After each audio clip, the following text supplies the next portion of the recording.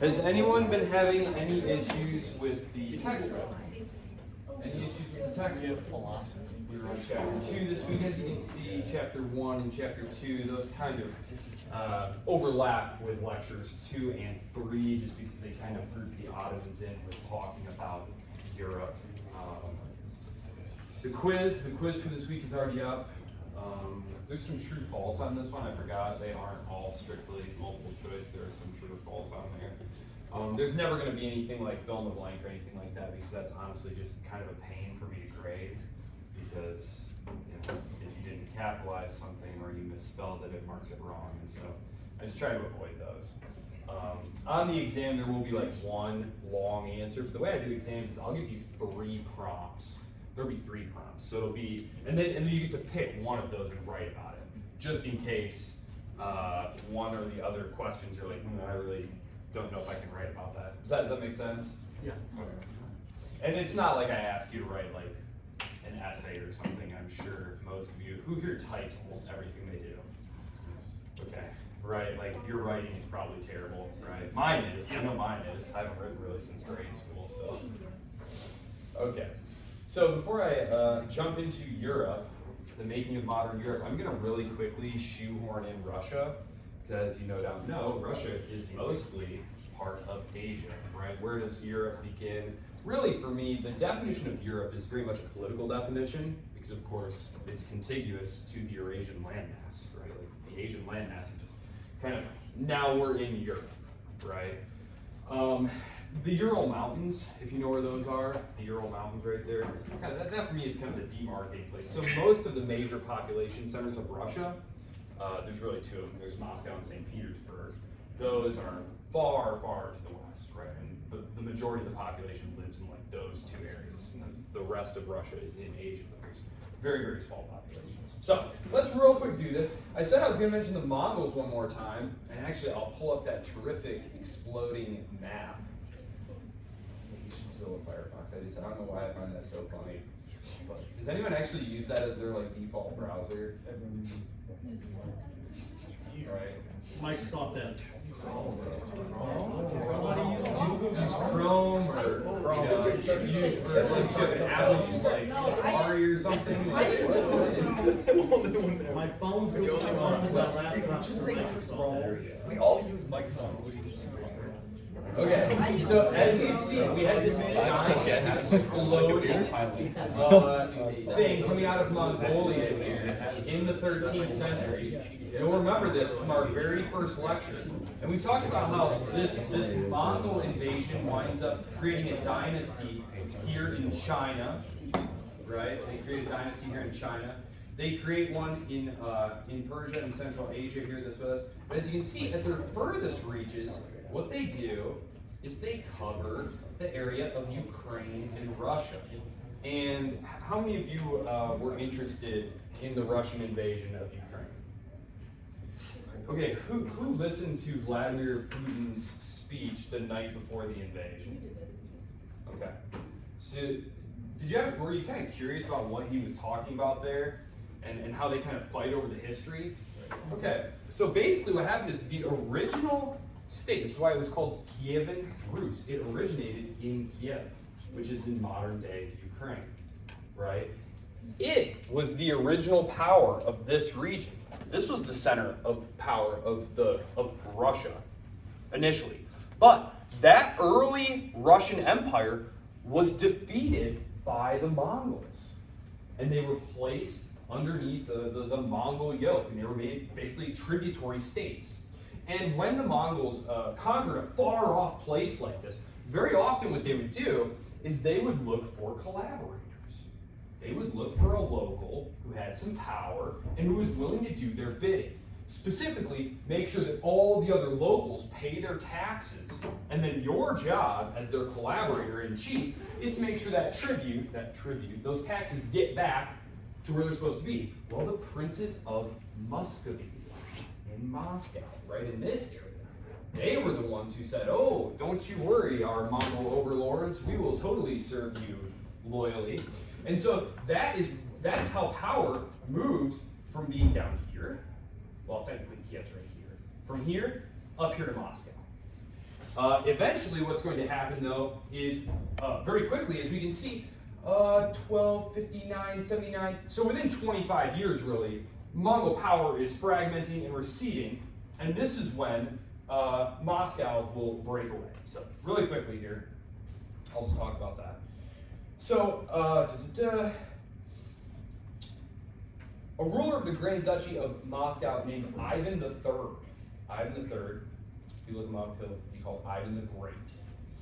He eventually refused to pay and collect the tribute to the Golden Horde. The Golden Horde was just this particular part of the Mongol invasion here, the Golden Horde. He refused to pay tribute, and Ivan decided his kingdom was going to rule over this area and assert its independence. It was also around this time that they decided that Moscow was the new Rome, because right as this is also happening here, in the 1450s, what else had happened in the 1450s? Talk about it's like the huge pivotal event that kind of sparks everything here. The fall of Constantinople. The fall of Constantinople. Well, who is housed in Constantinople? Any Orthodox Christians in here? Any Orthodox Christians in here? Okay, so there's the Pope in Rome, right? The head of the Roman Catholic Church. Well, in the east, right here in Constantinople, was the other great patriarch of the church, the patriarch of the Orthodox. There had originally been 5 major centers of power in Christianity, but of course the other ones like Antioch and Jerusalem and Alexandria, these had all been lost to the Muslim armies. So there were only 2 at this point. And the loss of Constantinople by the Christians was actually a huge boon to the fortunes of the Catholic Church. It was a huge boon to the fortunes of the Catholic Church because that was a rival for ecclesiastical authority there.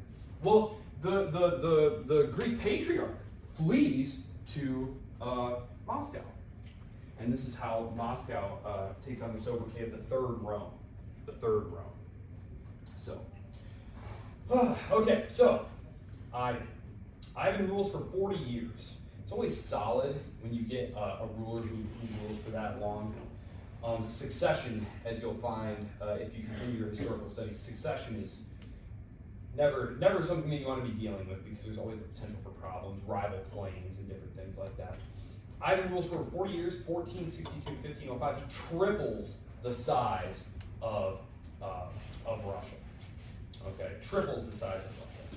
I'll pull this back here. I'll show you Russia. So this is really Europe here in 1386. So this is still when the Mongol hordes are overrunning. This is Muscovy right here. This is Muscovy. This is the Duchy of Muscovy. This is where they're operating out of. I'm going to pull this back so you're not looking at that because I know that's a little bit much to look at there. I will explain what's going on in that map here. Didn't quite look like the Europe we're used to here. There we go. There's the Russian Empire in 1500. So as you can see, there's a lot of expansion that's going to need to be done. Russia isn't really going to start getting all the way toward like the Pacific Ocean until around the time of like the American Revolution, so later 18th century.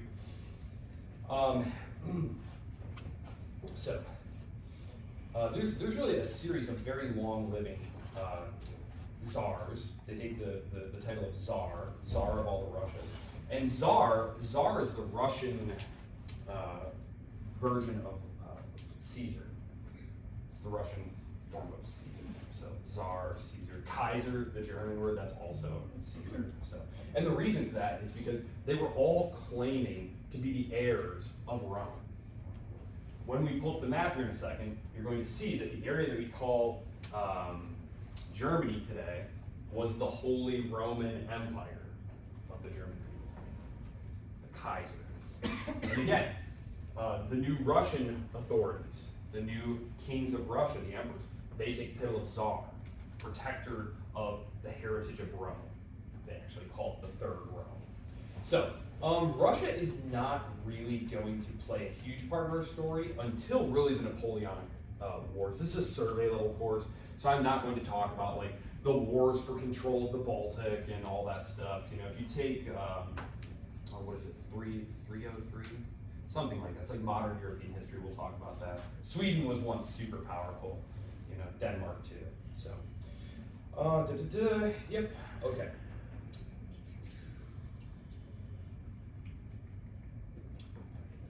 And that's pretty much all I really had to say about Russia there.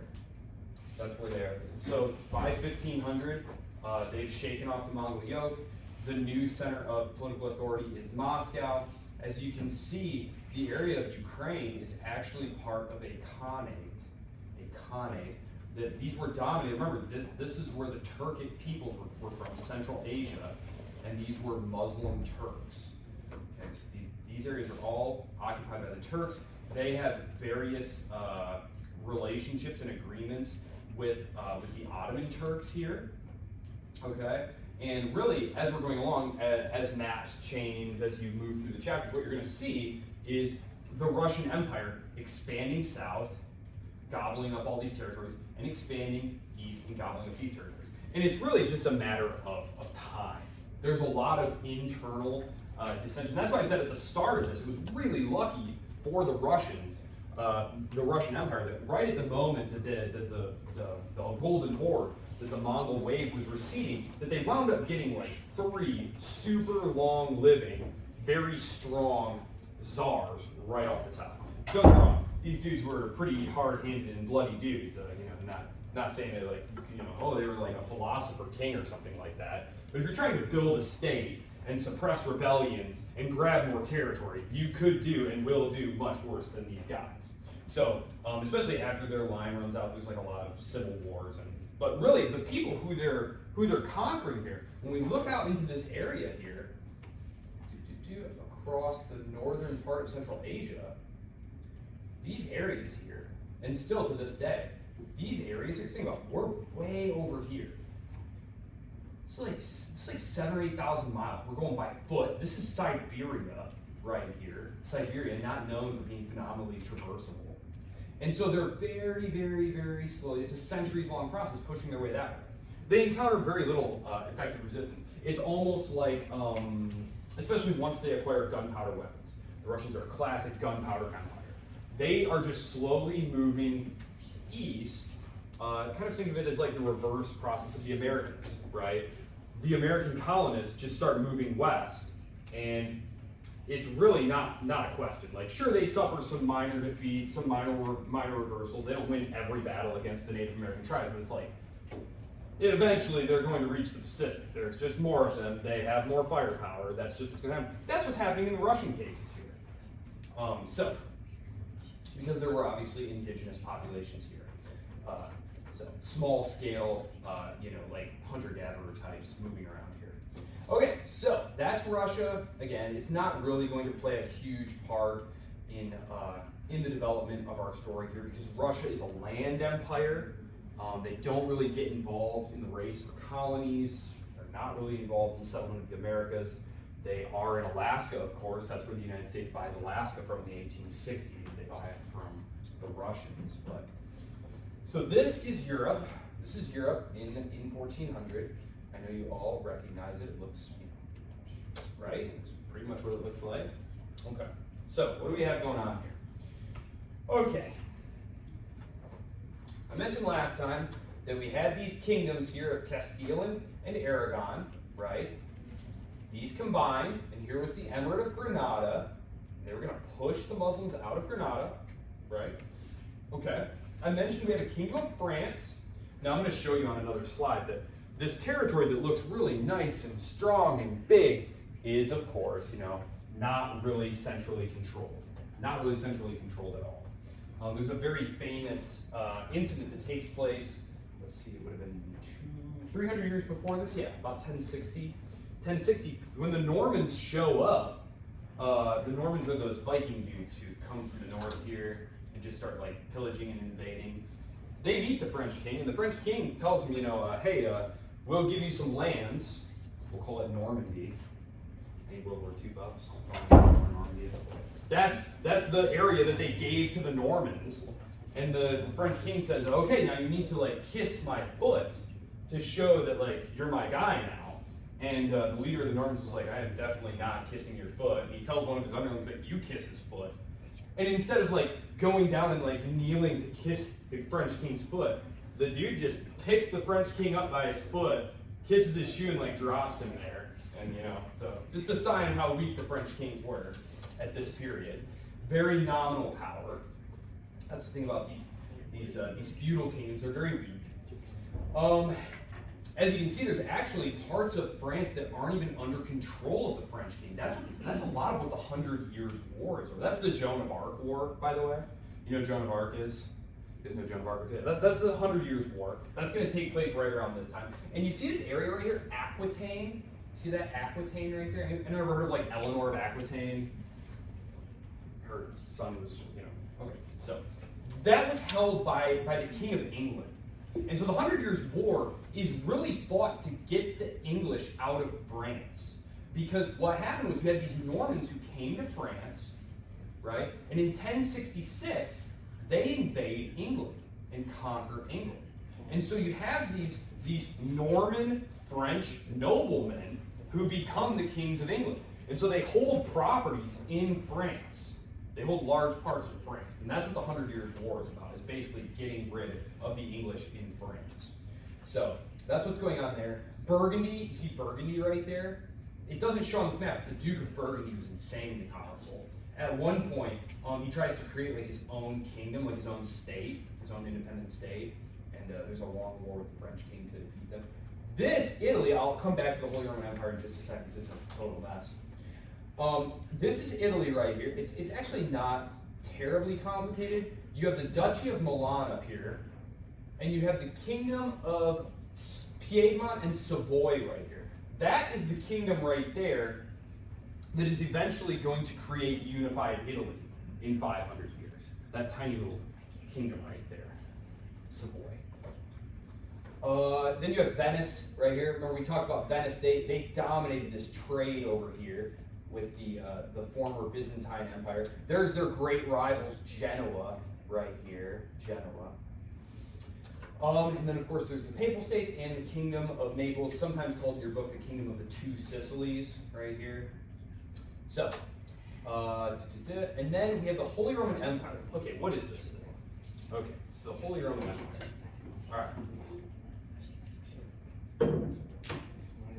The Holy Roman Empire is a collection of several hundred states, bishoprics, free cities, small holding knights, and they all answer nominally to the emperor, the Holy Roman Emperor.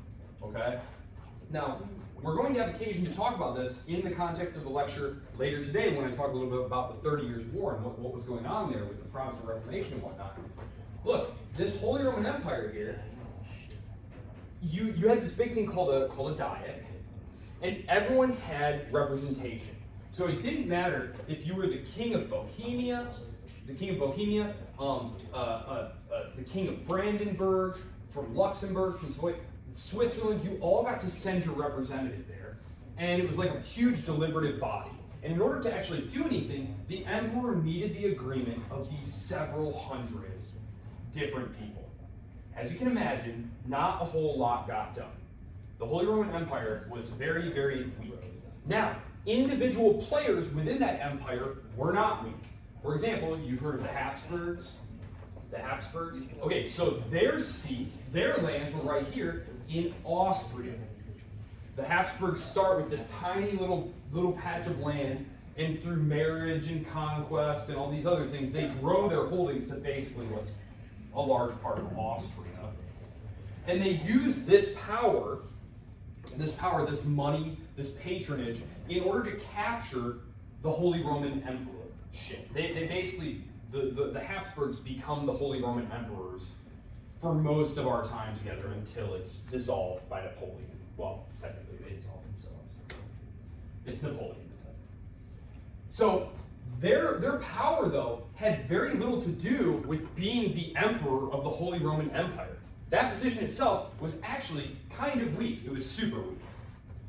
But you, in your own lands, could have a lot of power and authority. So within Austria, for example, the Habsburgs could do all the things that we think about with like an emperor and a very strong monarchy, right? In terms of like imposing taxes, commanding troops, all those things. But within the empire, you had to actually get permission and agreement from others, which was very, very hard to do. So the Holy Roman Empire looks super big, right? It looks really big. This whole area here that I'm tracing right here, this is all the Holy Roman Empire, this whole area here. You see that? It's gigantic. And a large part of the reason that France, in 300 years, is going to work super hard to make sure the 30 Years' War goes on and on and on and on, is to make sure that the Holy Roman Empire winds up a weak, chaotic mess at the end of that thing. Because it's huge. I mean, just look at that thing. They understood even then that once Germany was centralized and unified, it would be the most powerful state in Europe, which in the 1870s, when that happens, that's exactly what happens. Ominous foreshadowing for World War I. So, here's Poland. Poland combines with Lithuania, the Polish-Lithuania Commonwealth. This is an even more chaotic and decentralized thing than the Holy Roman Empire is. I think I mentioned last time they had what's called the Liberum Veto. Any nobleman could just say no. They could just veto it, and the whole assembly had to like go home. So it wasn't like in the United States where it's like, okay, we need 2/3, or okay, we need 3/4. It was like, no, we need literal, unanimous agreement among several hundred guys that this is what we're going to do. Never happens, right? Okay. Hungary, this area here is going to be conquered, right? This whole area here is going to be conquered by the Ottomans as they push up in here. And it's going to be a very slow process by the Habsburgs winning this territory back. And then, of course, the Russians are going to expand into this area. Yes, this is pretty much the map of Europe. Sweden is a major player around this time. They lose out to Russia, as we'll see. And then Denmark. Denmark was actually a pretty big player as well. But they're going to be kneecapped here in about 200 years. So I just kind of want you to see about what the map of Europe looks like as Columbus. We're 100 years from Columbus here. So again, when we sort of look at the map and are like, oh, think about Columbus and leaving Europe, this is basically the Europe that he's leaving. So it looks nothing like the Europe of today. Okay, all right. So let's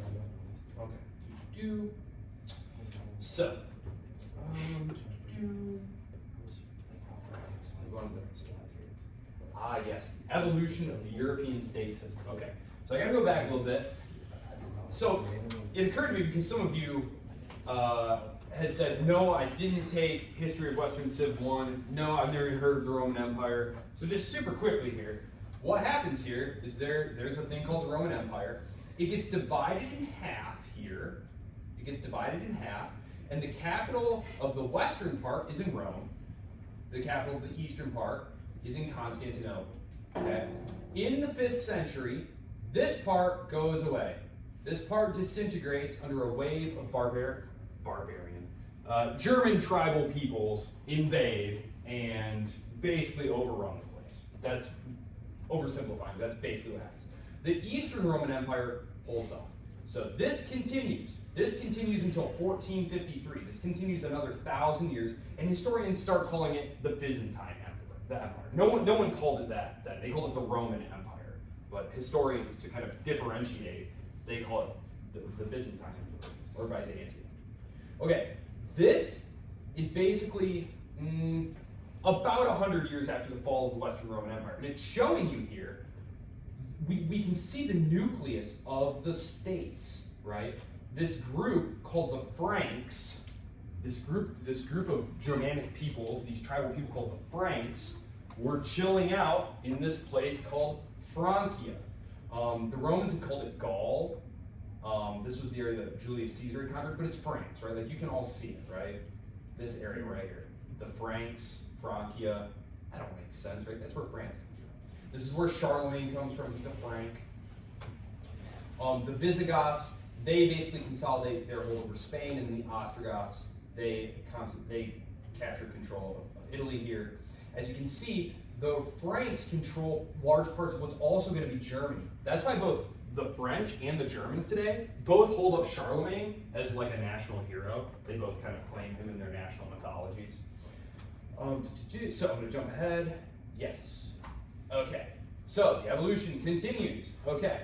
So the Frankish Empire under Charlemagne. Remember, I had said that the Caliphate, the Muslim armies had come up here and invaded and got turned back at the Battle of Tours, and that was Charlemagne's grandfather.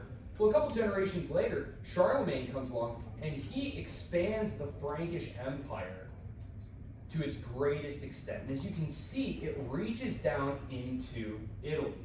And it's kind of hard to see on that map, but I left my cursor right here because this is basically, did I leave my cursor there? Whatever.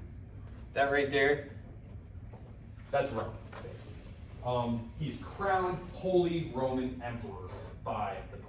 Okay, so when you hear like the Third Reich, right, like Hitler, Third Reich, because that's like the Third German Empire.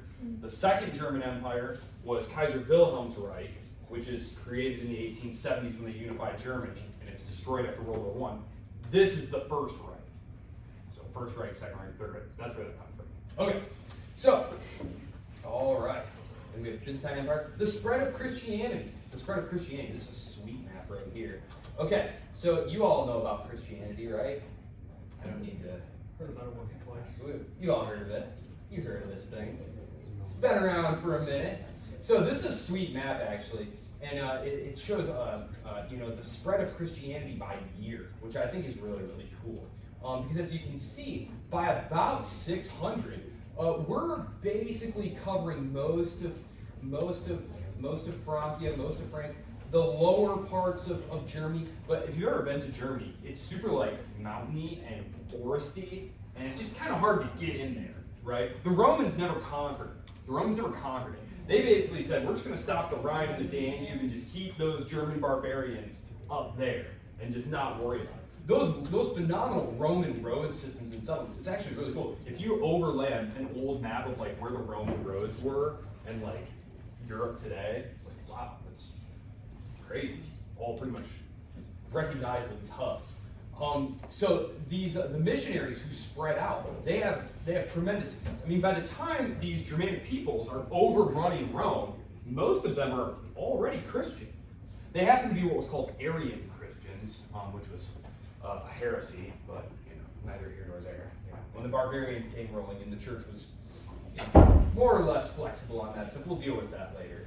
But as you can see, the missionaries are spreading out. It's going to take another 500 years, basically. We're actually going to have occasion to talk about this, because it happens after our period. One of the things, and I don't remember if it's on this quiz or if it's on a later quiz, where I talk about crusades. What comes to mind when I say crusades? Where are we going? If I say we're going on a crusade, where are we going? Holy war to the Holy Land. To the Holy Land, right? We're going to retake Jerusalem, right? Well, the majority of the crusades actually took place within Europe itself. Yes, there were like 8 canonical crusades, or 13, depending on how you count. And those went to Jerusalem, or tried to go to Jerusalem. Or they went to Egypt, right? There were reasons they were going to Egypt, but it was to try and get at the Holy Land, but whatever. A lot of the crusades were against the pagan barbarians of Europe, or against heretics. There's a really horrible crusade called the Albigensian Crusade. It takes place in the south of France, right around the time of that map there that I just showed you. And it was these Cathars who believed that you needed to like live a much more austere version of Christianity. That Christianity was being like corrupted by like materialism in the church and all this stuff. And so the French king was like, that's super interesting. And then they went and butchered like, I don't know. It's hard to say. You read estimates where it's like they killed like 1 million people, and it's like, they really? Like 1 million people? Like with swords and stuff? That's a lot of people. Point is, they killed a ton of people. And they did the same thing up here. Like, have you ever heard of the Teutonic Knights? You've heard of like the Templars and stuff? Those guys, they were responsible, the Templars were responsible with protecting pilgrims on their way to Jerusalem. Same with like the Hospitallers. Well, there were Northern Knights too, like the Teutonic orders. And their job was to safeguard traders and missionaries who were trying to penetrate these regions here along the Baltic. Okay? So the spread of Christianity is going to take a very, very long time, very long time. By the year 600, right in here, it's not going to be until really like 1200, 1300, 1400 that we're in here. I think Latvia, modern day Latvia was like the last holdouts of the pagans that we're trying to get to. Oh yeah, I do. I have it right here. 1300, right there. Estonia. I'm sorry, Latvia. It was Estonia. Right there. No, it wasn't. Not sure. Anyway, it was one of those two places. But this is it. This is a better map. So, yeah, it took a while, but there you go. The spread of Christianity. And so that's why a lot of times you'll hear it just called Christendom. Christendom. It isn't really until after the Protestant Reformation, when Christendom is, broken asunder, that they start, that they really kind of stop calling it Christendom.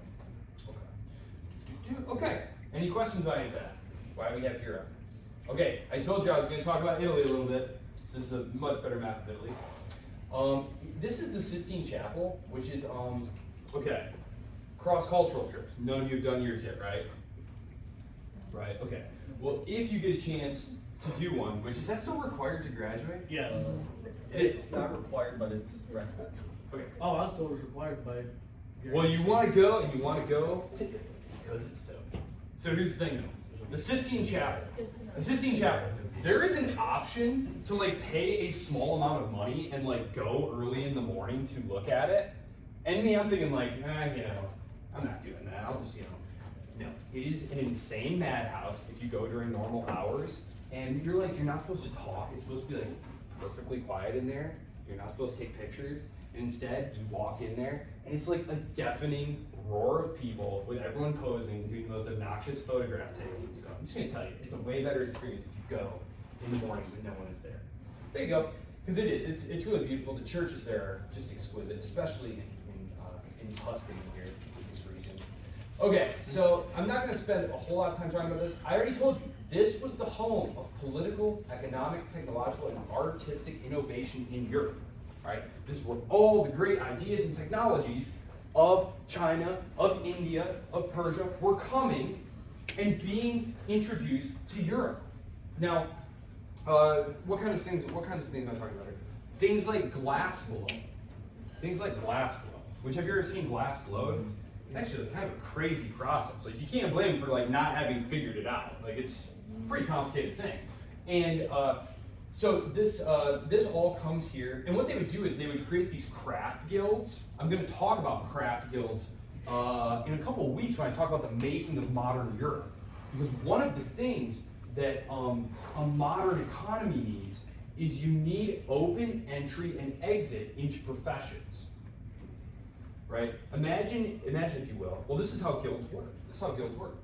There was one small group of people in town, and they got to make windows. It was their run. And if you wanted to be a window maker, you needed to apply to get into that guild, okay? And you had to, they might reject you, but even if you got in, you had to spend many years working as an apprentice for free, then you had to work as a journeyman. You had to keep the craft secrets. Couldn't let the secrets get out. And actually, some of the Italian states, they took it super seriously. Like, you swore a blood oath, and then if you broke it and left and went to set up shop in another city, they had assassins on return, they'd go kill you.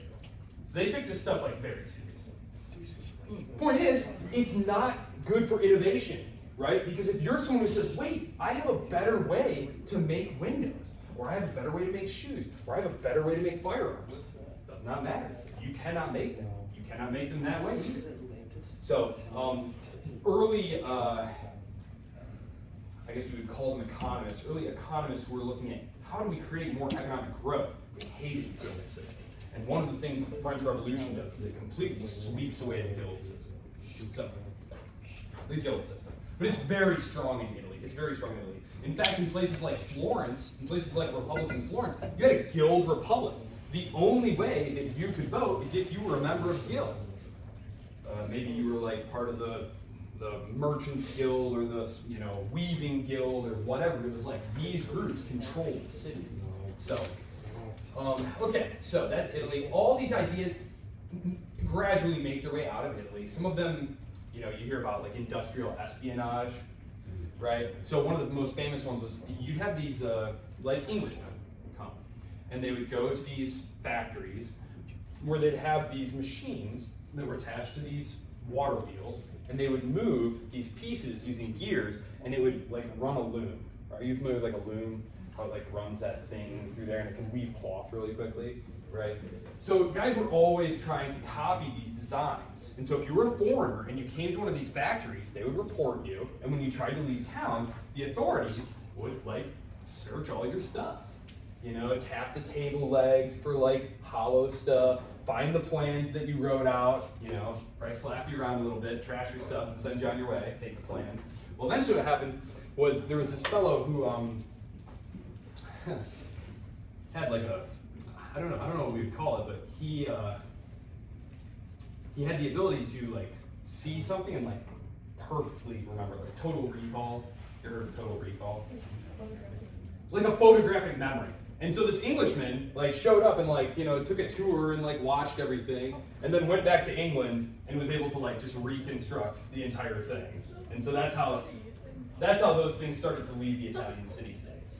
So yeah, Italy. The death of Italy is really the fall of Constantinople.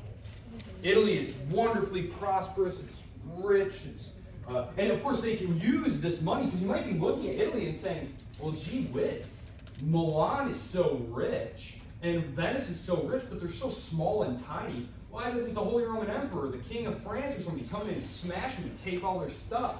Well, if you go to Italy, you'll find that all of their towns are like super fortified.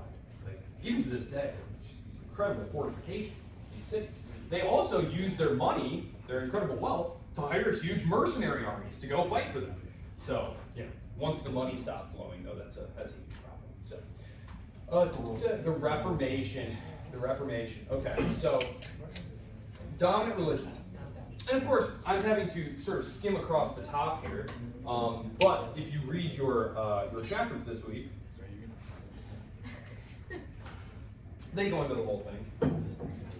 So, what was Martin Luther objecting to? What's he objecting to? The Catholic Church, basically. Catholic Church? What's he really upset about? He's upset about indulgences. Now, why is he upset about indulgences? What's an indulgence? Pay to get your relatives out of territory. Okay. It's a little plot of land in heaven. Okay, we've got the right idea. So I'm gonna go up here.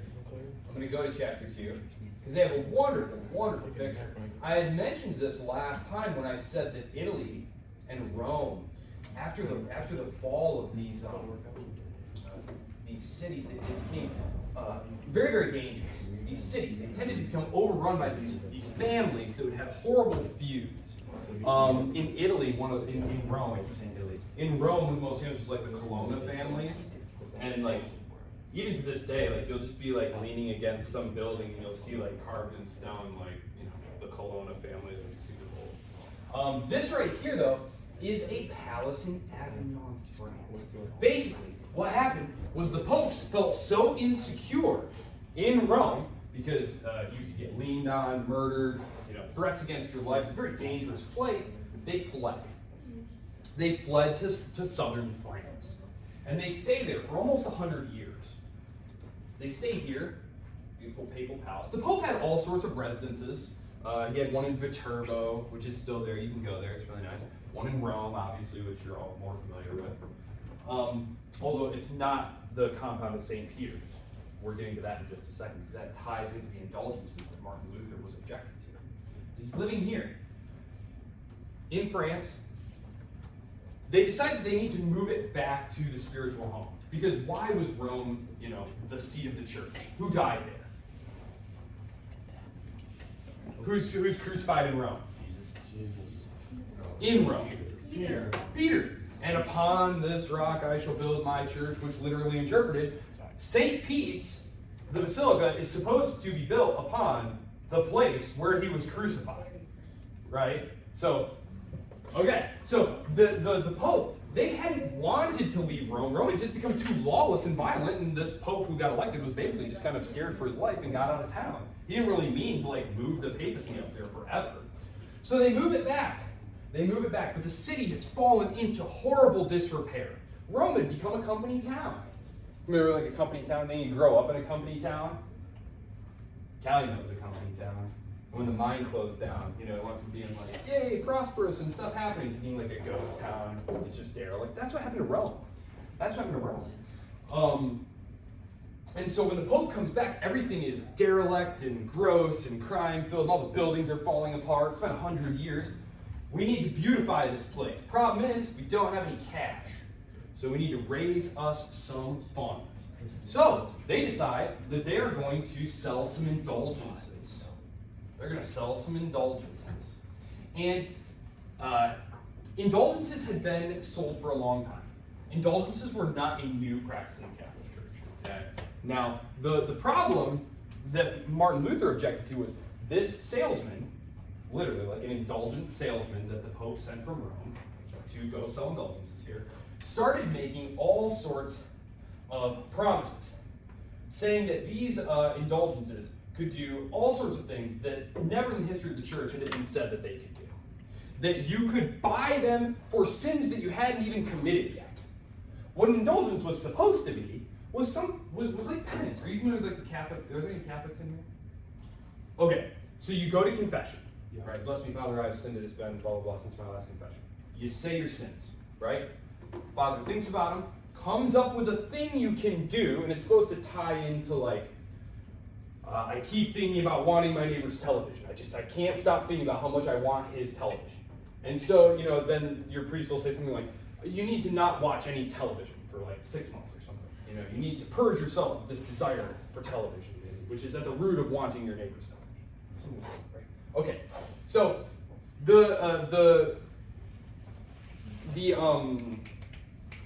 indulgence was supposed to be a financial contribution to the church done in lieu of penance. So instead of me not watching TV for 6 months, I could pay 100 ducats to the church, right? So it's in lieu of penance, right? But that's how it had always been used.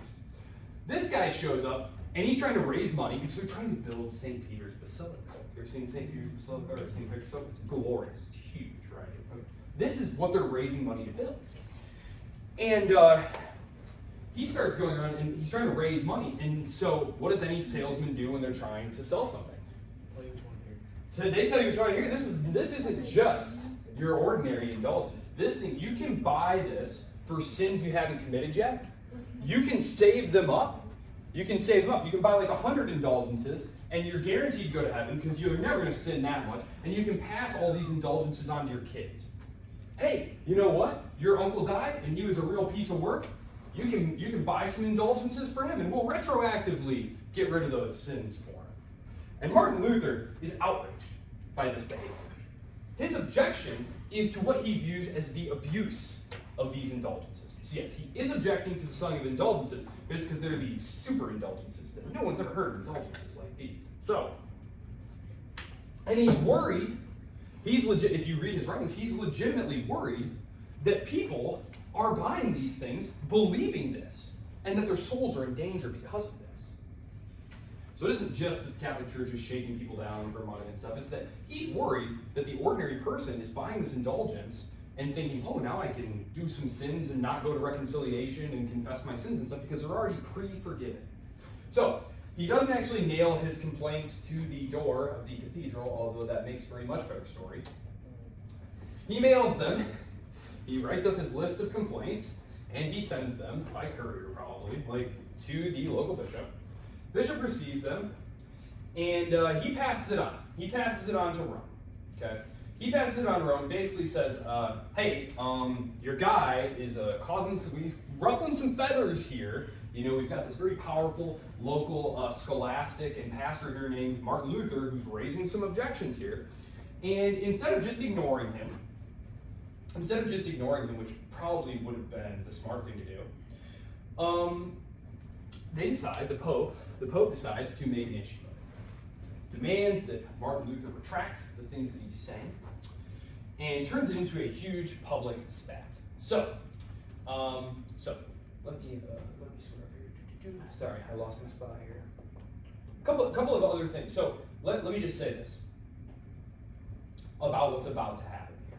Because this movement that we call Protestantism is going to very quickly escape Martin Luther's grasp. You know, we call him like, you know, the leader of the Reformation and stuff, but really he's just one guy. And when you look at his writings, and are any of you familiar with like Lutheranism, like High Lutheranism? You ever been to a High Lutheran Mass? Right. If you're Catholic, it's like, yeah, this is all very familiar to me here, right? Because like communion and all the different things, right? Okay. So Martin Luther is objecting to a few things here. And there were other problems with the church, though, and I'm going to go through some of these right now. Because, of course, Protestantism is going to be successful, and it is going to take hold. But what it really needed to take hold was guys with swords, right? Martin Luther is just a principled theologian objecting to what he views as corrupt practices that endanger the souls of his parishioners, right? But that by itself is not going to be super effective in fighting off armies. He needs people to take his side. Ideally, he would like some dudes with armies to take his side. So, what do we have going on? There had been dissenters who had predated Luther. I'm not going to go into it, but have you heard of like Jan Hus, Wycliffe, any of these guys? Right. The Catholic Church, you know, killed those guys, right? That's just kind of how they dealt with that kind of stuff. Yeah, you know, you'd invite the guy in, you'd invite him in to defend his beliefs, and then after he was done, you know, confessing his heresy to all of you, you'd give him a chance to recant, and if he didn't, you know, you could trial by fire. You ever heard of that expression? Okay, because God would not allow a truthful, righteous man to burn. And so you would be given the opportunity to prove that you were not a heretic by walking through the fire.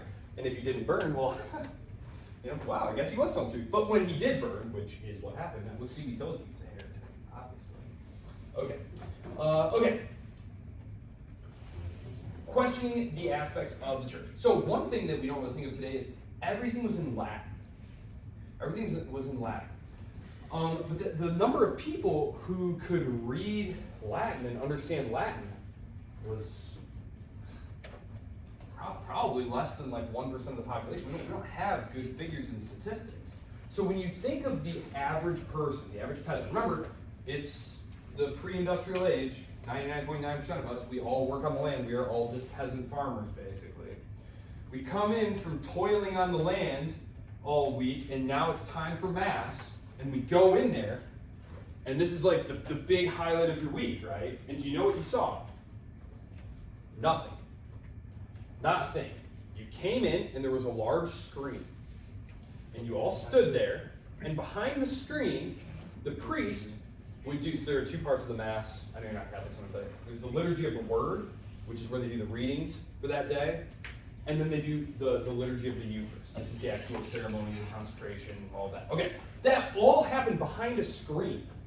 You couldn't see anything that was going on. Not only that, none of you spoke, read, or you're all illiterate peasants. You don't understand what he's saying. So someone who you can't see is standing behind a curtain, mumbling in a language that you can't even understand.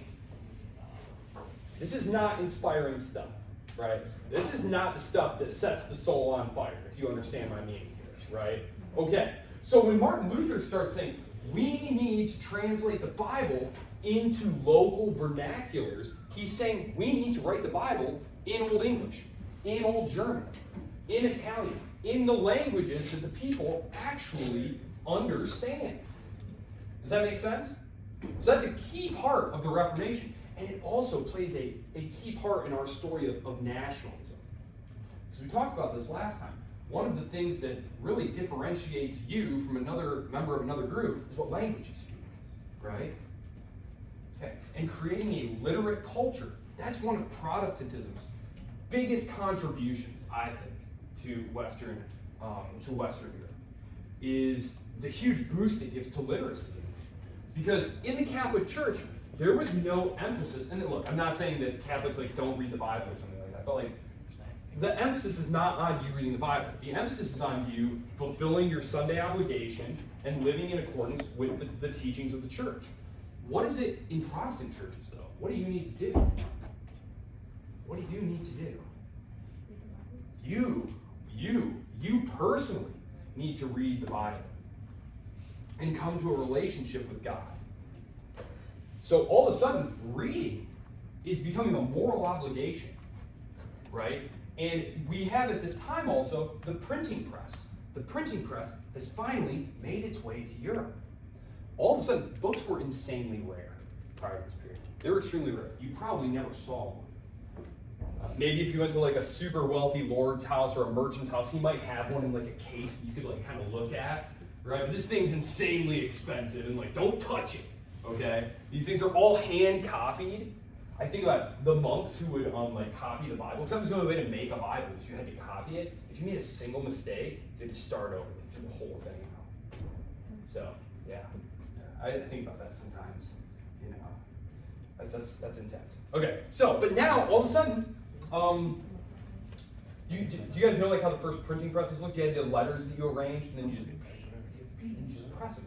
All of a sudden, you can generate books really fast. Now, if you can generate books fast, you can generate more of them. What happens to the price of something as the supply increases? The price decreases. The price decreases. There you go. Supply and demand, right? All of a sudden, books are becoming way cheaper right at the time that there is this religious movement that says, you personally need to go and read the Bible. So it's really just a hugely revolutionary moment. And I think it's very little wonder that if you look at literacy rates in Europe, and again, statistics are, we take modern statistics for granted, but as a historian, when you're looking at like literacy rates in 1700 or something, it's like, this is really a shocking fact. But they're always way higher in Protestant countries. When you look at North Germany or Belgium or England, and then you compare them to like Italy or Spain, the Catholic countries, they're always way higher. They're always way higher. It's because of Protestantism's emphasis on reading the Word. So, and again, you weren't going to read it in Latin, because first you were going to hear it. Getting a population literate, that's going to take some time. But you, when you're in the field, you speak a local language, local patois, whatever it was. You know, maybe it was Parisian French, maybe it was Savoyard. But you speak a language. Well, now we're just going to make the Bible in that language, and now your local priest can just tell you the gospel in your language. So there were all sorts of passages too that people were really surprised to hear about, like Mark 10:25. That didn't get a lot of play. The Catholic Church didn't tend to emphasize that reading very much. People were really shocked to find out that it was easier for a rich man to pass through the eye of the needle than to get to heaven, or easier for a camel to pass through the eye of the needle than for a rich man to get to heaven. Yeah, they never heard that one before. That was a new one. You don't say. Because the Catholic Church, of course, is like, you know, building these bejeweled palaces and stuff, and you know the bishops are very corrupt. Thing about bishops is, I mentioned that a lot of these states were patrimonial. Remember, we have professionalized versus patrimonial. Professionalized means we have standardized exams and procedures that are open to people to take. You can study for them, you take them, and you have a competency. We talk about, who do you want in charge of the economy? Economists, probably. Well, the way it worked in patrimonial states, and these European states, and the Catholic Church too, were patrimonial. That meant you became Archbishop of Trier because your uncle needed a cushy job for his nephew, who was kind of dead, right? Because these lands and these bishoprics and these archbishoprics, these came with revenue.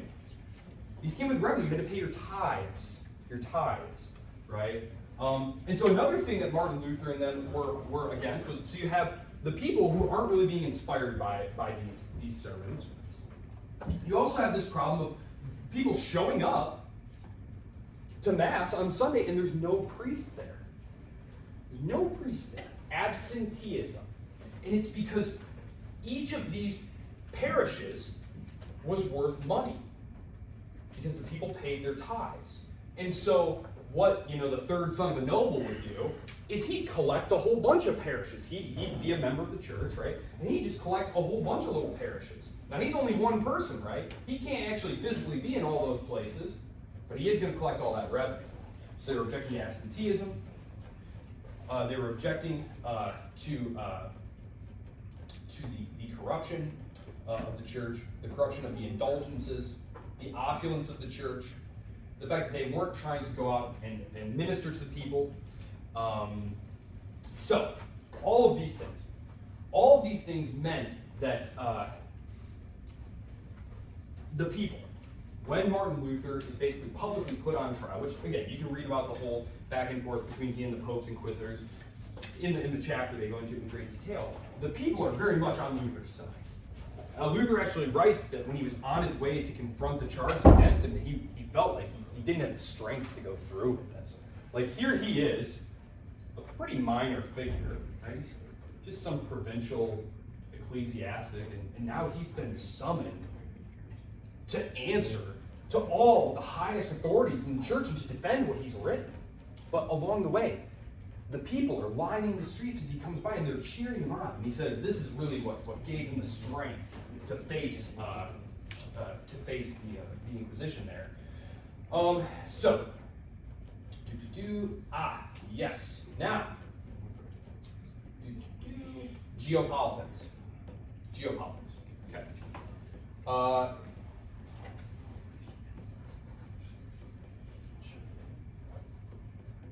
It's hard to know, well, it's impossible. It's impossible to know what's in people's hearts, right? So there's like a whole debate in historical studies, when George Washington writes that, I just felt compelled by my civic duty to come out of retirement and grudgingly accept the presidency because it is my civic duty. So like there's one school of historians who, takes what he wrote and said, well, that's why he did it. And then there's another school who says, well, I mean, come on, you're not actually going to believe that, right? Like, that's just what he said. Obviously, he's a politician. He's power hungry. He wants power. Of course, that's why he took it. He wanted power. So when we're dealing with the Reformation, it's very tough because you have these North German princes who had plenty of beef with the Catholic Church, who, when Luther starts making his teachings, are very ready to lead their populations against the authorities. And so on one side, you're going to have Rome, and the Holy Roman Emperor. Remember, this is taking place in Germany, right?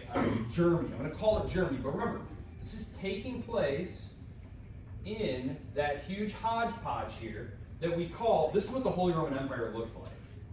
All of these were their own little territorial subunits, and they were all entirely politically autonomous. So there's over 300 of them here. Ignore that thing about the 30-year war for a second. Ignore that for a second.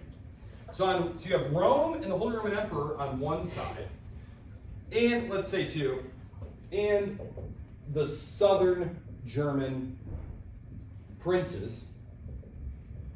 That's why to this day in Germany, if you're in northern Germany, you're very likely to encounter Protestants, a lot of Calvinists specifically, and in the south you actually encounter mostly Catholics. So this divide goes back a very long way. Versus the North German princes versus Luther and the North German princes. Okay. So, what were the North German princes upset about? Well,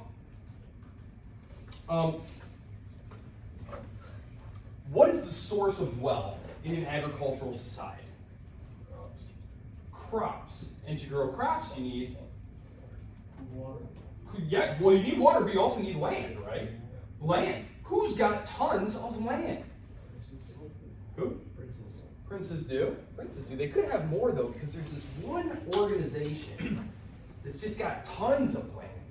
Tons of land. The church. The Catholic Church has tons and tons of land, and it's not taxed. They don't have to pay taxes.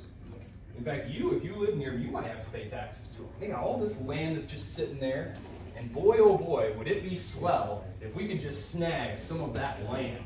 And that's exactly what the German princes do. The North German princes. They say, we agree with Luther, the Catholic Church, corrupt, bad, obvious. We hereby confiscate all your land. some of these German princes, look at these, look at what we're dealing with here. Look how small their territories are. They don't have a ton of land. If you don't have a ton of land, you don't have a lot of money. If you don't have a lot of money and you don't have a lot of land, you don't have a lot of power. So by expropriating these lands from the Catholic Church, some of these princes, quadruple their power overnight. And this is happening, of course, in the 16th century, but in the 30 Years' War, which is the big religious war between the Catholics and the Protestants. There's going to be two more before this that I'm going to talk about, but they're still arguing, the Catholic Church is still arguing about getting its lands back that got taken from it. They're not going to get most of them back, but that's what they're arguing about. So, we'll come back to this in just a second. So the North German princes, they want control over this church land. Very, very often, it was southern princes and Italians who were coming up and getting these cushy bishoprics, controlling all this land, getting all this money. And you're like, well, gee whiz, I got a couple of sons. It'd be nice if I could get them one of those cushy jobs, So, again, not to say that they weren't moved by Luther's teachings, religious teachings, but, it's hard to know exactly who was moved entirely by religious reasons, who was moved by economic or power political reasons, and how much there was just kind of an intermingling of the two. Does that make sense? So I wouldn't want to impugn their consciences too much, but I really must emphasize that when we talk about things like, well, the Europeans, they just couldn't stop having religious wars, they just couldn't stop killing each other over religion. It wasn't really just about religion. Like, some of them might have been like super fanatical, like, I have to kill you if you're a Calvinist. Not saying no one thought that, but most of them, I think, were probably more like, that's some swell land over there, by hook or by crook. So, okay. So, Luther's emphasis, salvation by faith alone, the authority of Scripture, the priesthood of all believers, these were things that really appealed to those who were seeking religious reform. And there had been a movement inside the Catholic Church, a reform movement inside the Catholic Church, who had actually been saying this for about a century. They just always kept losing the fight. I won't use the Roman example, but it's like the fall of the Roman Republic. There were plenty of people within the system who were saying, oh my gosh, there's all these problems. A dictator's going to overthrow the republic. We need to make these changes, these exact changes, just like this. And for 100 years, the optimists, they were called the optimists, that faction of the senatorial class was like, we will never make those changes. And then, I mentioned Julius Caesar. So, okay, so, no.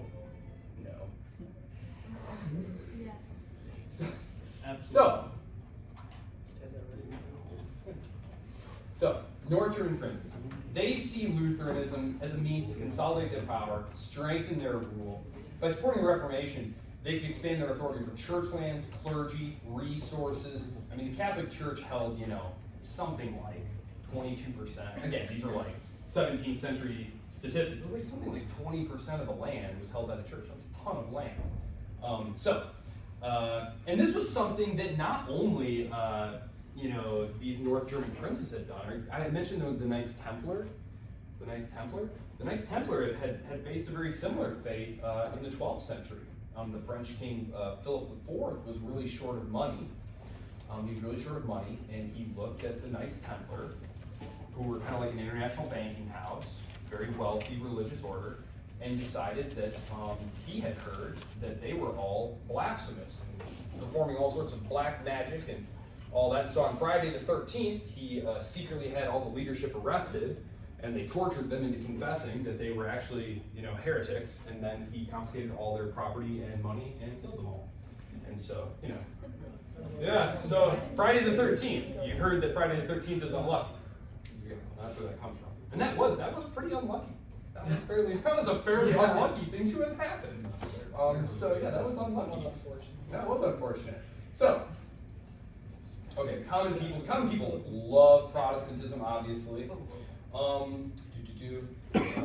So, Lutheranism, popular among princes who want more authority and power and wealth, popular among the people who would love to start being spoken to in their own language and getting to read the Bible for themselves, all very popular stuff. Stop seeing all their money sucked away to go build these opulent palaces down in Rome. Okay, all great. And you get a local person as like a pastor now, instead of some foreigner who, you know, is probably just the derelict son of some noble from somewhere. So, Protestantism. I'm going to say this. Again, historical look. If Protestantism had cropped up in like France, or it had cropped up in England, I think probably it would have been snuffed out relatively easily. Because these were monarchies that were rapidly centralizing by the 15th century, and who had very effective power projection capabilities. But the Holy Roman Empire was wonderfully fractured, wonderfully fractured. Had almost 1,000 different little political territorial subunits that were all autonomous. The emperor has a very difficult time getting anyone to do what it is he wants to do, because the Holy Roman Emperor, he wants to stomp this thing out, pronto squanto, right? He's the Catholic Church's strong man. But he can't get these other princes to agree with him about what we should do. And so while he's trying to haggle with them and get them to do what he wants them to do, all the North German princes are consolidating, arming, forming leagues of alliance. And so by the time they do actually start having some war over it, the North German princes are united and armed and ready to fight. So, and there's going to be a series of wars. I won't go into all of them. The most destructive of them is, of course, the 30 Years' War. But just so you know, there had been multiple wars before this. There was the Schmalkaldic War. There was one, when you're doing your reading, they're going to reference like the Peace of Augsburg, and that was in 1555. I am going to have occasion to talk about this particular Spanish monarch at some point, but actually next week I will. But basically, this piece right here, Peace of Augsburg, this was supposed to have established the principle. So this is basically the end of the first round of religious wars. The Catholics, the Holy Roman Emperor, Rome, the North German princes, the Spanish kings, the French kings, they all try and pile in there and defeat the Protestants. They can't do it. And there's like a bajillion reasons why that doesn't happen that I can't go into here. But basically, they established the principle, look, we're going to stop fighting, and we're going to establish this principle, he who rules his religion. Meaning, if it's your territory, and you want to be Lutheran, then Lutheranism is the official religion of your territory. Okay? So you can be Lutheran, or you can be Catholic. Don't start with that Calvinism, though. They both agree that they hate the Calvinists. Both sides agree they hate the Calvinists. And it's going to be a while until Calvinism won't become allowable until later here. But they decide that the leader chooses the religion. Leaders choose religion. And there were two choices.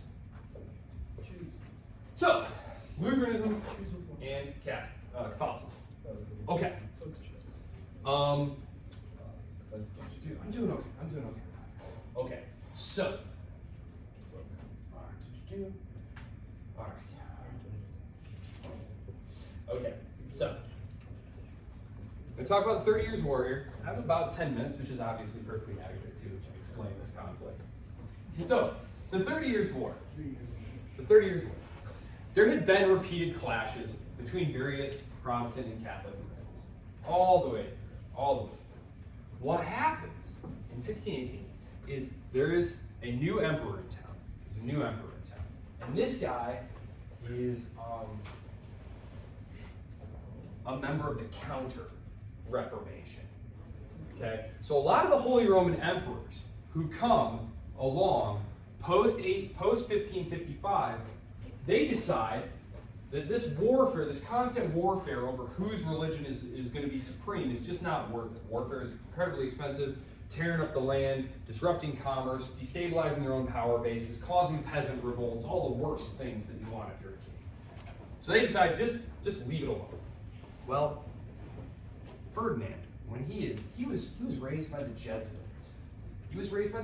The Jesuits were like the militant religious order that was avowedly anti-Reformation, that we need to turn back the Reformation. They raised and educated this guy. And so when he became emperor, and he inherited all of the titles that went with it, one of which was King of Bohemia, which was a hotbed of Protestantism. Here it is, right here, if I can, right here, Bohemia, right here. It's also where Jan Hus was from, who I mentioned, Bohemia. Tons of Protestants here. That becomes his land. Because, again, when you are the head of the Habsburg family, you have your own family's holdings, like Vienna and the rest of Austria, and you're the king of Bohemia, but you also get elected to be Holy Roman Emperor, right?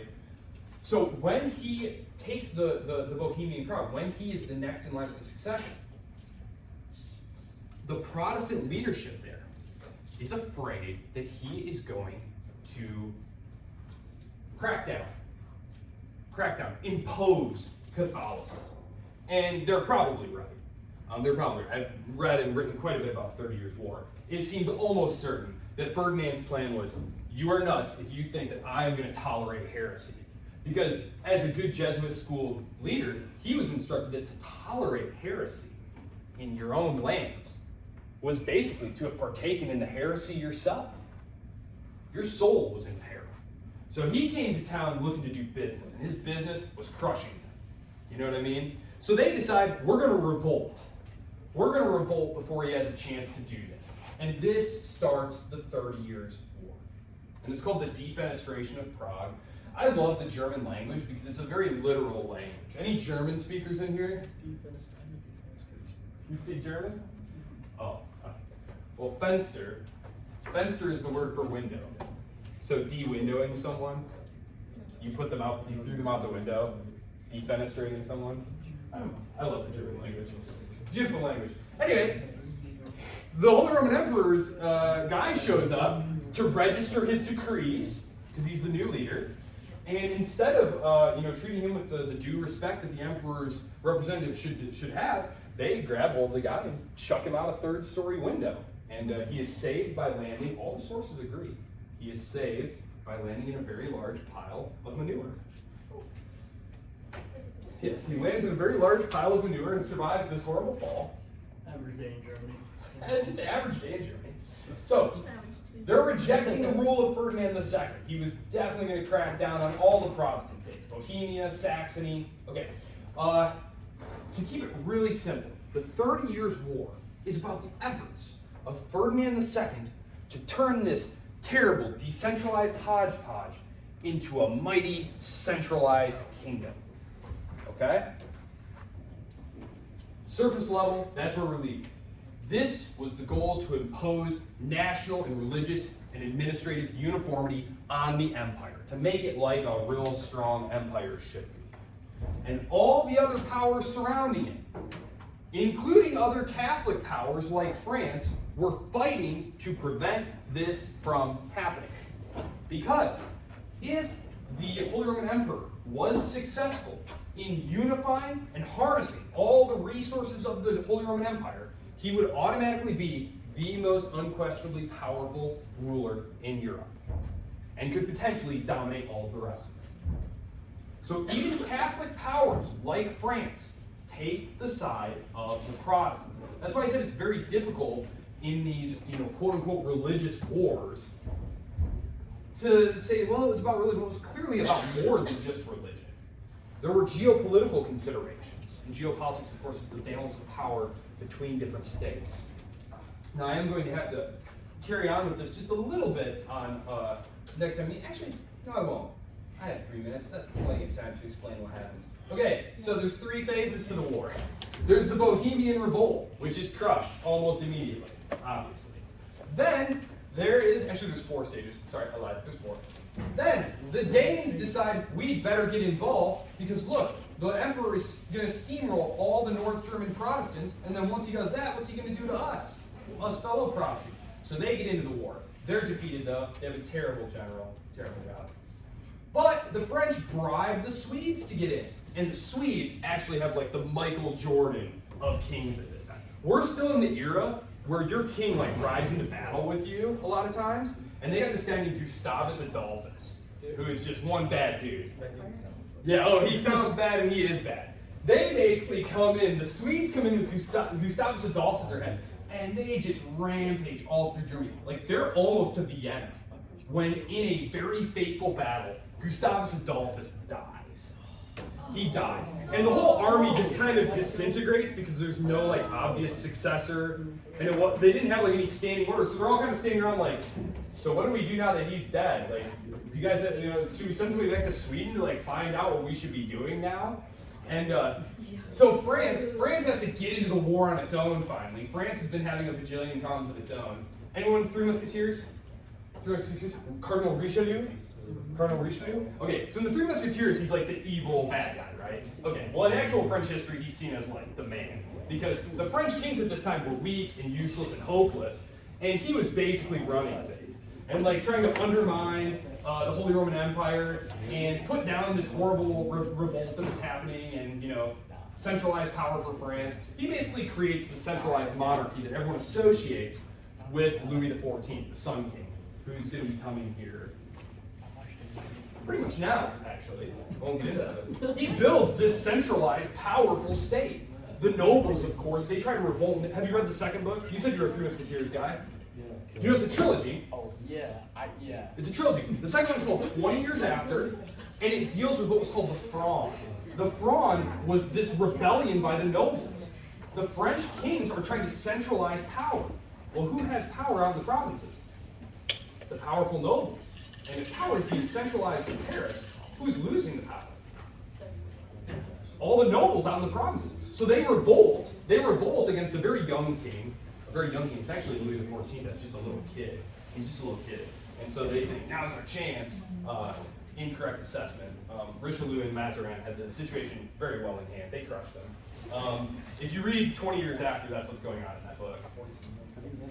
So, yeah. So the effort by the Holy Roman Emperor to create a powerful centralized empire in Germany is defeated. In 1648, the Treaty of Westphalia is signed. And the Treaty of Westphalia stipulates that all the political and territorial autonomy of all these states is assured. The emperor is defeated.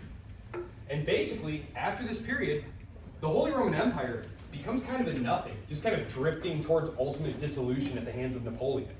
The Habsburgs basically retreat into Austria and start building a really powerful absolutist monarchy there, which will last all the way to World War I. But yes, the 30 Years' War ends with Germany being perpetually divided. Divided Germany. And so the balance of power in Europe was based on this idea that there was no dominating power in the center of the continent. And it's why, once Germany is unified in the 1870s, it's a real hop, skip, and a jump to, oh my gosh, they just smashed France easily and could very well overrun the continent. So, ominous foreboding, but, there you go. That's it. So, if you're interested in more about this, read the book, because it goes on for pages and pages and pages about this. This is a decent book, too, and there's lots of good pictures, interactive maps. Yep. Oh, yeah. So, if anyone needs anything, please do not hesitate to email me. Best of luck to the election. Thank you. Yeah, but this will be similar with